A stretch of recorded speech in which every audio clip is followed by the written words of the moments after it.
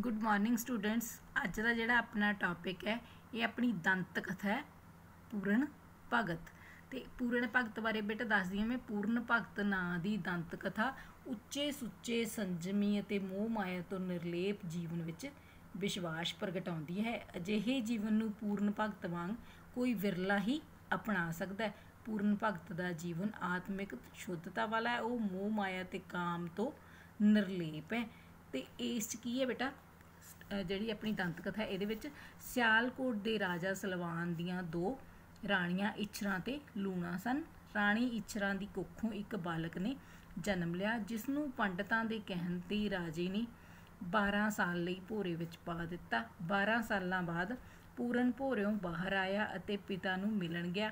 पिता दे आदेश ते ओह पहलां राणी लूणा नूं मिलण गया। राणी लूणा पूरन की सुंदरता अते जवानी नूं देख के माँ पुत का रिश्ता भुल गई। वह पूरन विचों अपना प्रेमी लभण लगी। पूरन नूं यह एहसास जल्दी ही हो गया अते वह लूणा के महल विचों बाहर आ गया। लूणा का पूरन द्वारा इस तरह का त्याग लूणा नूं अपना अपमान जापिया। उसने सलवान दे आउण तक अपने कपड़े पाड़ दिते अते वाल खिलार ले।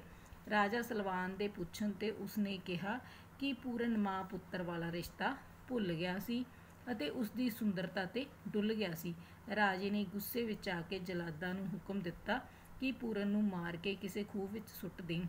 जलादा ने पूरन नूं मारन की बजाय उसके हत्थ पैर वढ के उसनूं सुੱਕੇ खूह विच सुੱਟ दिता।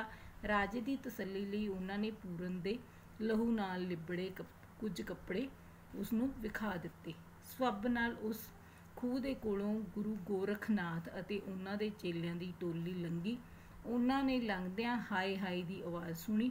उन्हां खूह विच तक्या ते पूरन नूं देखिया। पुछण ते पूरन भगत ने हड्ड बीती कह सुनाई। गुरु गोरखनाथ ने कहा कि वह कच्चे सूत का धागा लमका दिंदा है। जेकर पूरन सच्चा है तो वह उसनूं फड़ के बाहर आ जावे। पूरन कच्चा धागा फड़ के हौली हौली खूह तो बाहर आ गया। गोरखनाथ ने अपनी रब्बी ताकत नाल पूरन नूं 9/9 कर दिता। बाद विच पूरन गोरखनाथ तो जोग धारण करके जोगी बन गया। पूरन भी समय समय ते होर जोगियां वांग नगर विच भिख्या लैण जांदा। एक बार पूरन राणी सुंदरा दे महलीं भिख्या मंगण गया। राणी सुंदरा ने उसनूं महलां तो देख लिया। ਉਹ ਉਸ 'ਤੇ ਮੋਹਿਤ ਹੋ ਗਈ।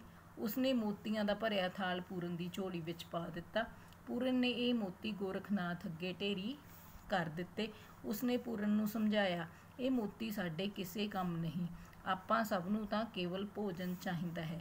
ਪੂਰਨ ਨੇ ਰਾਣੀ ਸੁੰਦਰਾ ਦੇ ਮਹਿਲੀਂ ਜਾ ਮੋਤੀ ਵਾਪਸ ਕਰਕੇ ਭੋਜਨ ਦੀ ਮੰਗ ਕੀਤੀ। ਰਾਣੀ ਸੁੰਦਰਾ ਨੇ ਬਹੁਤ ਚੰਗੇ ਪਕਵਾਨ ਤਿਆਰ ਕਰਵਾਏ ਅਤੇ ਗੋਰਖ ਦੇ ਡੇਰੇ ਆ ਪਹੁੰਚੀ। उसने बड़े प्यार नाल जोगियां नूं भोजन छकाया। गोरखनाथ ने खुश होकर वरदान मंगण लई कहा तां उसने पूरन जोगी मंग लिया। गोरखनाथ ने पूरन नूं आदेश दिता ਉਹ सुंदरा नाल चला जावे ते गृहस्थ धार लवे। सुंदरा अपनी प्राप्ति ते खुश सी पर पूरन बहुत उदास हो गया। राणी सुंदरा ने उसकी उदासी दूर कर लई उसनूं मुक्त कर दिता ते ਉਹ मुड़ गुरु गोरखनाथ कोल आ पहुँचा। बहुत समा बीत जाण तो बाद पूरन जोगी सियालकोट गया। उस समय तक उसकी प्रसिद्धि भगत पूरन वजों हो चुकी सी।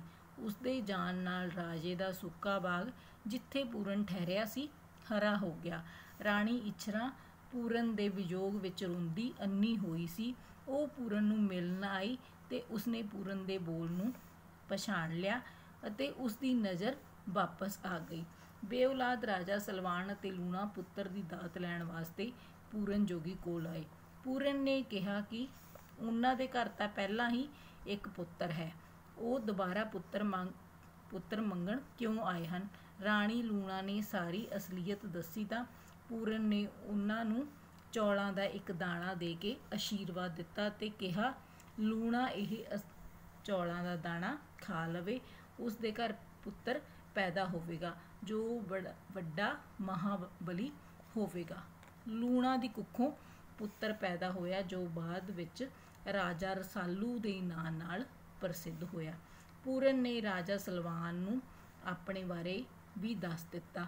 ਰਾਜੇ ਨੇ ਉਸ ਨੂੰ ਆਪਣਾ ਰਾਜ ਭਾਗ ਸੰਭਾਲਣ ਲਈ ਬੇਨਤੀ ਕੀਤੀ, ਪਰ ਪੂਰਨ ਨੇ ਨਿਮਰਤਾ ਸਹਿਤ ਇਨਕਾਰ ਕਰ ਦਿੱਤਾ ਅਤੇ ਕਿਹਾ, ਮੈਂ ਤਾਂ ਹੁਣ ਤਿਆਗੀ ਹਾਂ, ਮਾਇਆ ਦੇ ਇਹਨਾਂ ਬੰਧਨਾਂ ਨਾਲ ਮੈਨੂੰ ਕੋਈ ਮੋਹ ਨਹੀਂ ਹੈ।